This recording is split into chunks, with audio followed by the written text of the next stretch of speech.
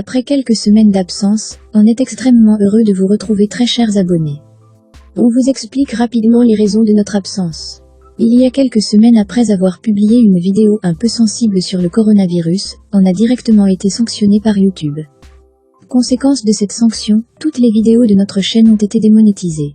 Alors durant les semaines d'attente de la réclamation qu'on a formulée à YouTube, on a profité de ce temps pour se concentrer sur le lancement de notre nouvelle chaîne Biocanal, qu'on vous invite justement à découvrir en cliquant sur cette affiche en haut de l'écran.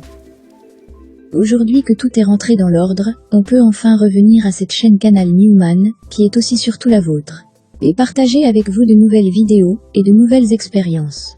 On va justement commencer par la question qui nous est fréquemment posée dernièrement. Elle concerne la date de la reprise des demandes de visa. Alors, quand est-ce qu'aura lieu la date des reprises des demandes de visa touristique et visa d'études? Bien qu'aucune annonce officielle n'a été faite à ce sujet. Mais parfois il suffit de simplement bien écouter les annonces des chefs d'État en cette période de crise sanitaire, pour avoir quelques éléments de réponse. Par exemple, cette annonce faite par M. Emmanuel Macron, le 16 mars 2020, sur la fermeture des frontières de l'espace Schengen pour une durée de 30 jours. Nous avons pris ce matin, entre Européens, une décision commune. Dès demain midi, les frontières à l'entrée de l'Union européenne et de l'espace Schengen seront fermées. Concrètement, tous les voyages entre les pays non européens et l'Union européenne seront suspendus pendant 30 jours. Mais juste avant la fin de ces 30 jours annoncés, dans le discours du 13 avril 2020, M. Macron persiste et signe. Même ici, il a annoncé que la France va commencer le déconfinement progressif à partir du 11 mai prochain. Mais les frontières extérieures de l'État Schengen resteront fermées. Jusqu'à nouvel ordre, nos frontières avec les pays non européens resteront fermées. Donc les frontières entre l'espace Schengen et l'Algérie, le Maghreb et toute l'Afrique resteront fermées. Mais cette fois, il n'annonce pas de délai pour la réouverture des frontières, comme il a fait dans le précédent discours. Il se contente juste de dire « jusqu'à nouvel ordre ». Jusqu'à nouvel ordre, nos frontières avec les pays non européens resteront fermées. Cela signifie que ces frontières vont être probablement fermées beaucoup plus longtemps. D'après nos estimations, et selon la situation sanitaire actuelle, on ne s'attend pas à une réouverture des frontières avant la mi-juillet 2020. Donc les demandes de visa ne vont pas reprendre avant au moins le mois de juillet prochain. Comme le déconfinement, les demandes de visa vont se faire de manière progressive. Elles vont commencer par de petits nombres. Et durant cette reprise, c'est les étudiants qui vont être privilégiés pour faire leur demande de visa études.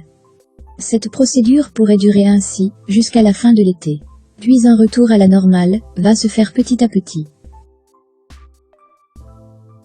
Voilà, on espère que ces informations vont un peu satisfaire vos interrogations sur la date des reprises des demandes de visa et des voyages. Avant de conclure cette vidéo, on en profite pour souhaiter un bon Ramadan à tous les musulmans du monde entier, et aux Algériens en particulier. Et on profite aussi de cette occasion pour vous inviter à découvrir notre dernière vidéo, qui parle justement des fabuleux bienfaits du jeûne sur notre organisme.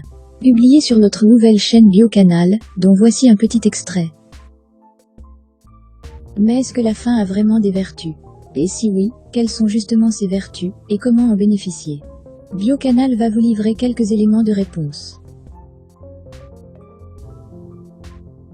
Mais que se passe-t-il concrètement, lorsque l'organisme reste longtemps sans consommer de nourriture? Regardons ça ensemble. Dans un premier temps, soit les 4 à 6 premières heures suivant le dernier repas, votre organisme va assimiler les derniers nutriments ingérés. Puis dans un deuxième temps, il va commencer à piocher dans les sucres stockés dans le foie. Dans un troisième temps, soit après plus de 10 à 12 heures de jeûne, l'organisme va puiser ses réserves dans les graisses de notre corps. Et enfin dans un quatrième temps, il va puiser ses réserves dans les protéines de nos muscles. Si vous voulez regarder la suite de cette vidéo, on vous a laissé son lien, juste en bas dans les commentaires. Vous serez aussi très sympa de nous donner un petit coup de pouce sur cette nouvelle chaîne, en vous abonnant à Biocanal. Bien sûr si son contenu vous intéresse aussi. On vous remercie sincèrement de nous avoir prêté votre attention, tout en espérant que vous avez apprécié le contenu de cette vidéo. Vous pouvez aussi découvrir nos autres publications, qui viennent de s'afficher. Et on vous donne rendez-vous sur nos prochaines publications. D'ici là, prenez bien soin de vous.